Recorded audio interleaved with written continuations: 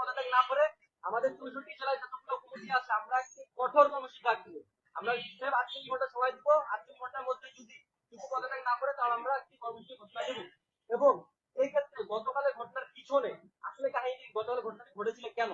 গতকালের ঘটনাটি ঘটেছিল জিএম কাদেরের জন্য, অর্থাৎ জাতীয় পার্টির জন্য। আমরা স্পষ্টভাবে বলতে চাই যে জাতীয় পার্টি হচ্ছে হাসিনার একটি পালিত কুত্তা, এবং এই জিএম কাদের সেই আসল কুত্তা, যে হচ্ছে হাসিনার একমাত্র পালিত কুত্তা। হাসিনা তাকে যেভাবে চালিয়েছিল গত 16 বছর, সে সেভাবেই চলছে।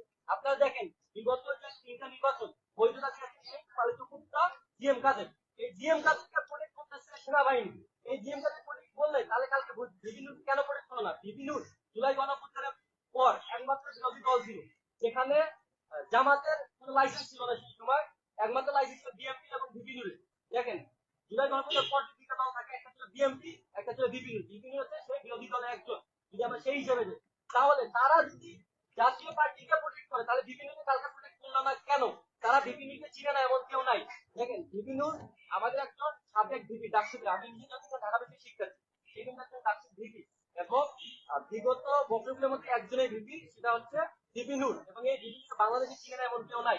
যে আর্মিরা তাকে পিটিয়েছে সে আর্মিরা কিন্তু তাকে চিনে। এই জায়গা থেকে সে একটা রাজনৈতিক ব্যক্তি এবং সে নিবন্ধিত দলের একজন প্রধান, সেই জায়গা থেকে তার উপর কিভাবে হামলা করে